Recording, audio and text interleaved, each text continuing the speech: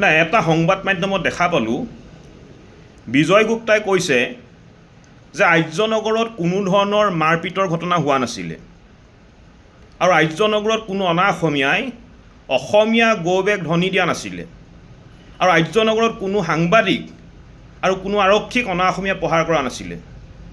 তাৰ মানে আমি অসমীয়াই কোৱা কথাবিলাক মিছা আৰু ভিডিঅ' ফুটেজত অনা অসমীয়া যে অসমীয়া মৰা যিবিলাক আমি ফুটেজ দেখা পালোঁ, দৃশ্য দেখা পালোঁ, এইবিলাক তাৰমানে মিছা, এইটো ক'ব বিচাৰিছে আপুনি।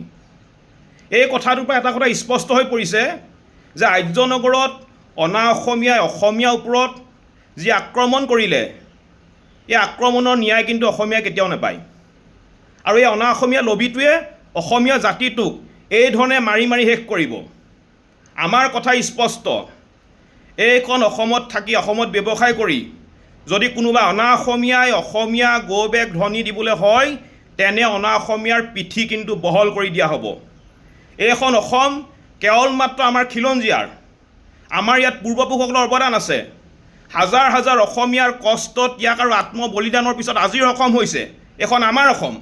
ইয়াত বিহাৰী মাৰোৱাৰীৰ অৱদান নাই। বিহাৰীয়ে গৈ বিহাৰত দম্ভালি মাৰক, কিন্তু অসমত নহ'ব। আৰু বিহাৰীৰ যি এইবিলাক উৎপাত, এই উৎপাতবিলাক আমি কিন্তু লক্ষ্য কৰি আছোঁ।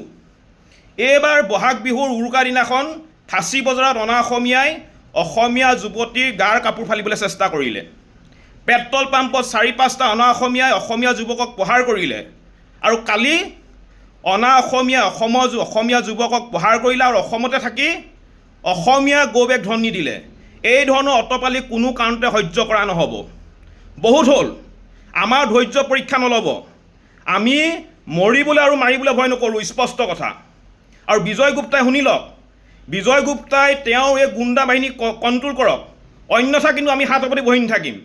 আৰু অসমত থাকি অসমীয়া গৌবেগ ধ্বনি দিয়া এই অনা অসমীয়াকেইটাক অসমৰ অসমীয়া মানুহে অসমৰ পৰা বাহিৰ কৰি দিবলৈ কিন্তু বেছি সময় নালাগিব, সেইটো স্পষ্ট কথা। অতি সোনকালেই অনা অসমীয়াই সমগ্ৰ অসমবাসীৰ ওচৰত ক্ষমা খোজক, অন্যথা অসমীয়া অন্তৰত যে জ্বলি থকা এই জুইকুৰা সহজে নুনুমাই। ইয়াৰ প্ৰত্যুত্তৰ কিন্তু আহি থকা দিনত আমি প্ৰত্যুত্তৰ দিম, স্পষ্ট কথা, প্ৰত্যুত্তৰ দিয়া হ'বই। নাই এটা সংবাদ মাধ্যমত দেখা পালোঁ বিজয় গুপ্তাই কৈছে যে আৰ্যনগৰত কোনো ধৰণৰ মাৰপিটৰ ঘটনা হোৱা নাছিলে আৰু আৰ্যনগৰত কোনো অনা অসমীয়াই অসমীয়া গৌবেগ ধ্বনি দিয়া নাছিলে আৰু আৰ্যনগৰত কোনো সাংবাদিক আৰু কোনো আৰক্ষীক অনা অসমীয়া প্ৰহাৰ কৰা নাছিলে।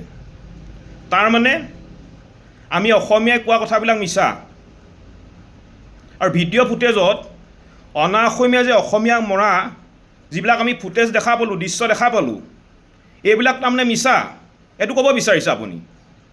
এই কথাটোৰ পৰা এটা কথা স্পষ্ট হৈ পৰিছে যে আৰ্যনগৰত অনা অসমীয়াই অসমীয়াৰ ওপৰত যি আক্ৰমণ কৰিলে, এই আক্ৰমণৰ ন্যায় কিন্তু অসমীয়াই কেতিয়াও নাপায়। আৰু এই অনা অসমীয়া লবিটোৱে অসমীয়া জাতিটোক এই ধৰণে মাৰি মাৰি শেষ কৰিব। আমাৰ কথা স্পষ্ট, এইখন অসমত থাকি অসমত ব্যৱসায় কৰি যদি কোনোবা অনা অসমীয়াই অসমীয়া গৌবেগ ধ্বনি দিবলৈ হয়, তেনে অনা অসমীয়াৰ পিঠি কিন্তু বহল কৰি দিয়া হ'ব। এইখন অসম কেৱল মাত্ৰ আমাৰ খিলঞ্জীয়াৰ, আমাৰ ইয়াত পূৰ্বপুৰুষসকলৰ অৱদান আছে। হাজাৰ হাজাৰ অসমীয়াৰ কষ্ট, ত্যাগ আৰু আত্মবলিদানৰ পিছত আজিৰ অসম হৈছে এখন আমাৰ অসম। ইয়াত বিহাৰী মাৰোৱাৰীৰ অৱদান নাই। বিহাৰীয়ে গৈ বিহাৰত দম্ভালি মাৰক, কিন্তু অসমত নহ'ব। আৰু বিহাৰীৰ যি এইবিলাক উৎপাত, এই উৎপাতবিলাক আমি কিন্তু লক্ষ্য কৰি আছোঁ। এইবাৰ বহাগ বিহুৰ উৰুকাৰ দিনাখন ফাঁচী বজাৰত অনা অসমীয়াই অসমীয়া যুৱতীৰ গাৰ কাপোৰ ফালিবলৈ চেষ্টা কৰিলে। পেট্ৰল পাম্পত ৪-৫টা অনা অসমীয়াই অসমীয়া যুৱকক প্ৰহাৰ কৰিলে। আৰু কালি অনা অসমীয়া অসমীয়া যুৱকক প্ৰহাৰ কৰিলে আৰু অসমতে থাকি অসমীয়া গৌবেগ ধ্বনি দিলে। এই ধৰণৰ অটপালি কোনো কাৰণতে সহ্য কৰা নহ'ব। বহুত হ'ল, আমাৰ ধৈৰ্য পৰীক্ষা নল'ব।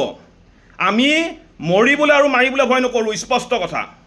আৰু বিজয় গুপ্তাই শুনি লওক, বিজয় গুপ্তাই তেওঁৰ এই গুণ্ডা বাহিনীক কণ্ট্ৰল কৰক, অন্যথা কিন্তু আমি হাত পাতি বহি নাথাকিম।